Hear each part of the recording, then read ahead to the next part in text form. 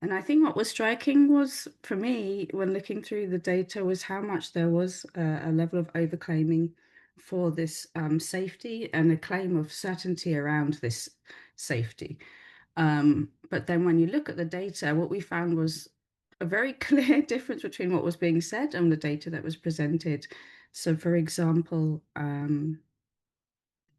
there was for toxicity data. There were claims that a mouse study had been performed, and also there was reference to a rat study. But when we got the confidential business information to confirm that safety had been improved, this data was still lacking.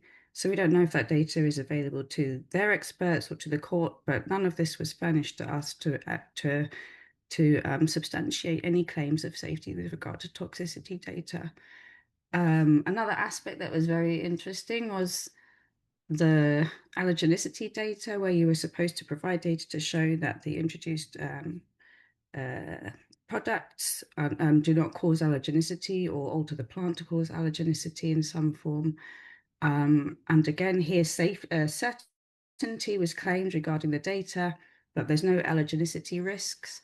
The proteins that are produced in the plant are digested in the digestive system. They perform sort of surrogate studies to look at that. Does it digest in stomach juices? And they claim because there's no protein left, it gets digested. There's no risk of exposure and therefore no allergenicity risk. But when we got the data, we could see that that claim was also not indeed correct. There were still proteins that were not being fully digested. So the claims were clearly not matching with the data, that very little data that they had to begin with.